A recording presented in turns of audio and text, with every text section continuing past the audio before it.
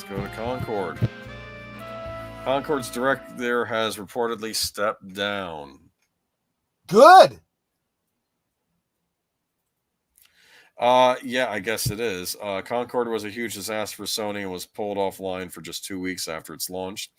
It is reported that Ryan Ellis, the game director for Concord, stepped down after the game was taken offline, and those who purchased it were refunded, as reported by Kotaku. Talk about falling on your sword, right? Yes. After this event, the developers at Fireworks Studios are now uncertain of the studio's future, considering how bad the launch of Concord went. You know, I think of Concord. I'm telling you, I still think of the airplane movie, The Concord. I don't know if you ever saw that. Remember that one? Yeah. Airport, not airplane. The airport movie. Airport. Yeah, exactly. Concord was a premium game in a sea of free-to-play hero shooters, making it stand out from the crowd for all the wrong reasons. The game, also only available on PlayStation 5 and PC, cost $39.99 for players to get stuck into. Ended up getting Metacritic score of 62 and user score of 1.8. That's pretty bad. Yeah. Ryan Ellis has a detailed resume and over 7 years at Bungie, but he has reportedly informed the other staff that his role has changed, although his LinkedIn still lists title as game director.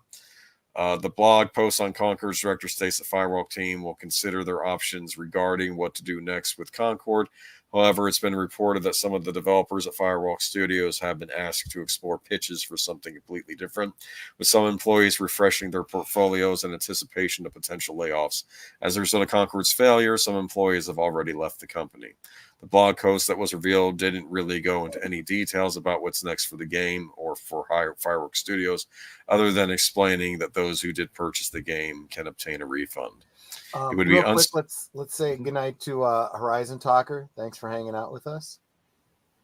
And related to the previous topic, but here too as well, Nate is saying they're not trying to expand their audience. They're trying to program their audience.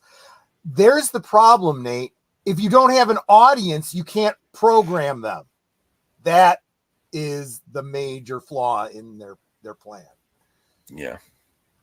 And yeah, Concord. Oh, what did you say? 1 point. What did you 1 say point what?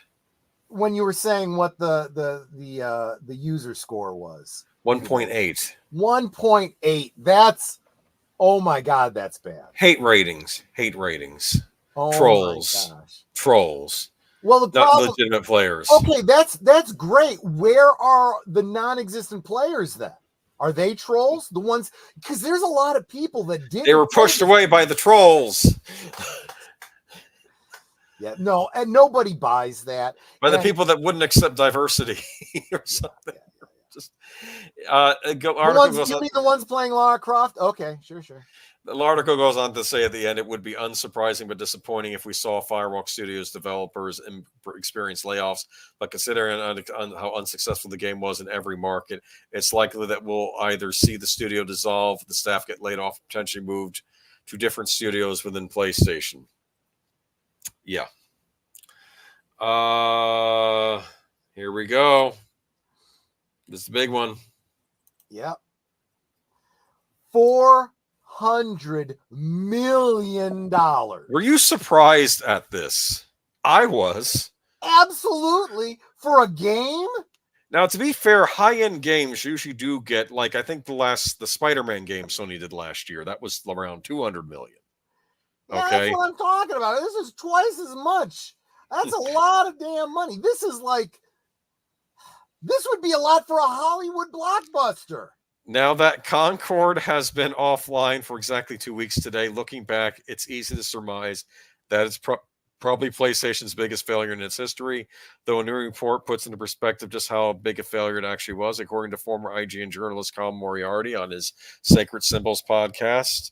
A member of Firewalk Studios' development team reached out to him to share some internal details about what went on and what went wrong with Concord.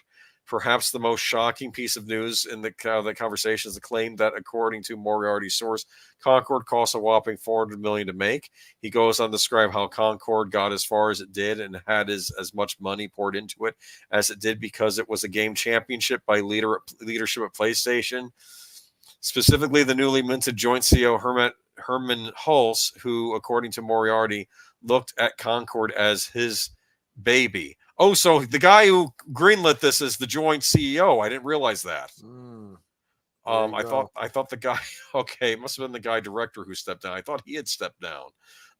That's not good. He also says that, according to a source, at least internally, Concord was looked at like a franchise that could be PlayStation's Star Wars moment, and was called the future of PlayStation. You know, they had. I would say this does say something about the future of PlayStation. I bet they had movies planned, right? You know how like they did the Uncharted movie? They were planning to do a Concord movie. Oh, yeah, they have almost certainly should have done. I mean, if you put together a narrative style game, you should be expecting to spin it off to movies if it's successful. That then yeah, exactly.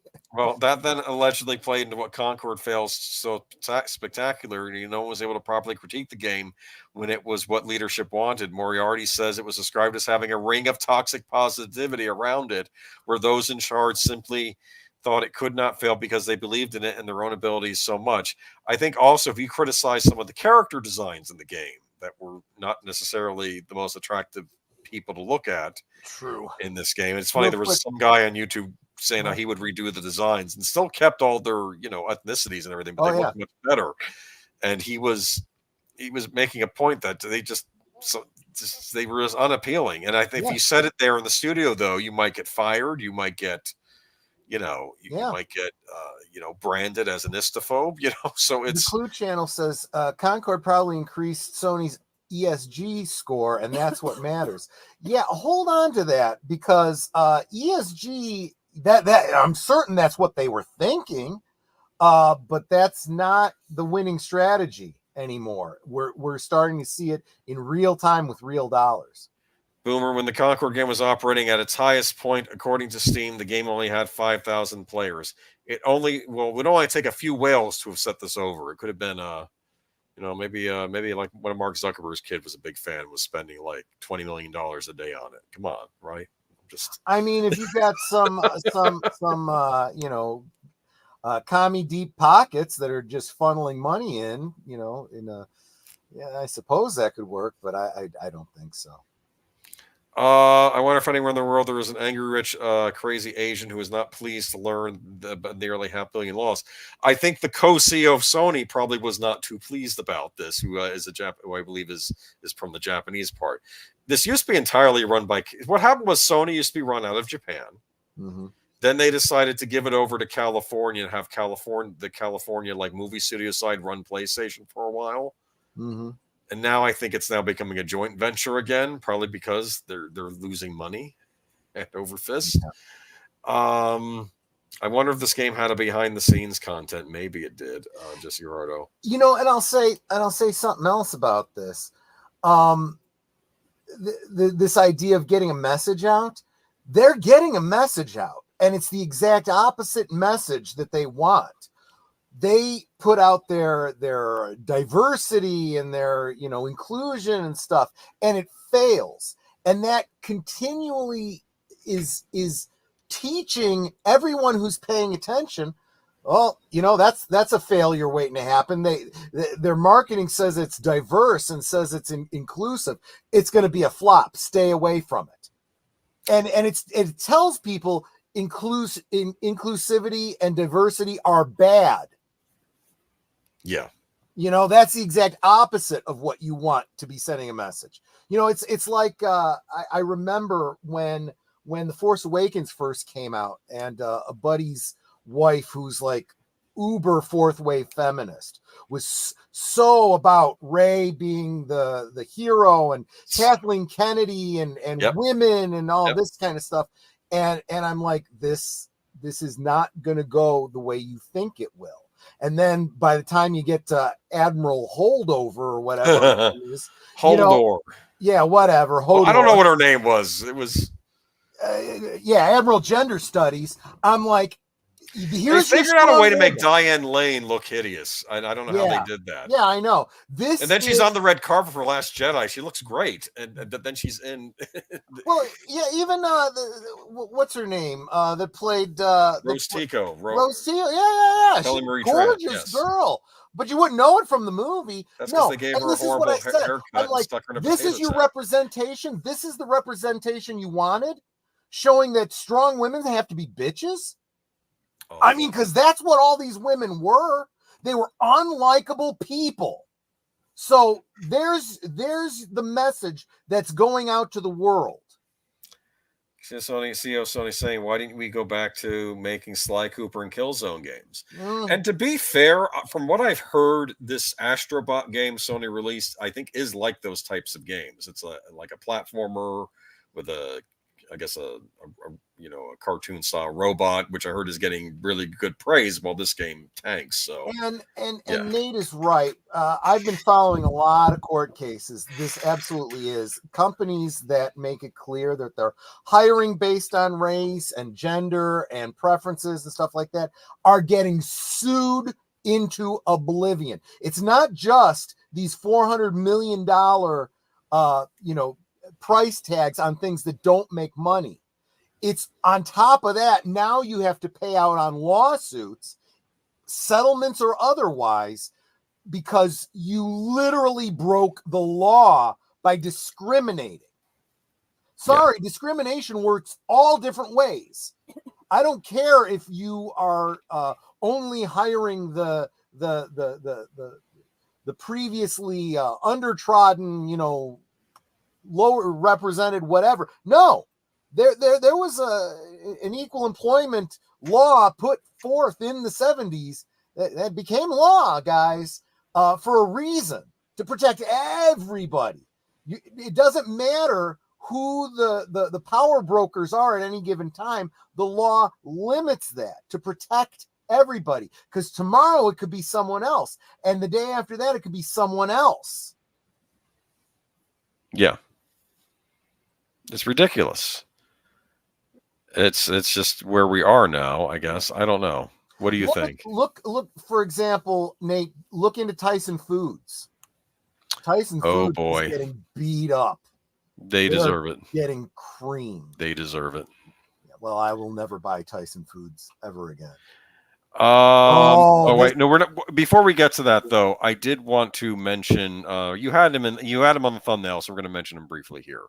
And I'll just share this with the chat. They can look it up on their own. What, posting the video? Yeah. Sungran Studios. Yeah, he made a magnificent takedown of Ubisoft on a 5-minute video. And he's been getting a lot of press lately. He's been having people attack him too because he's standing up for what's right. But he's an independent game developer. I think he also because of all his recent statements, he used to volunteer at a cancer hospital and would play a violin there for the patients, not getting paid for it, just to go in there once a week, and do that. Sure. And now I guess because his views disagree with people running the hospital, like the political thing, that he can't do that anymore, which I think is ridiculous because he wasn't being political at the hospital. Right. It's a joke.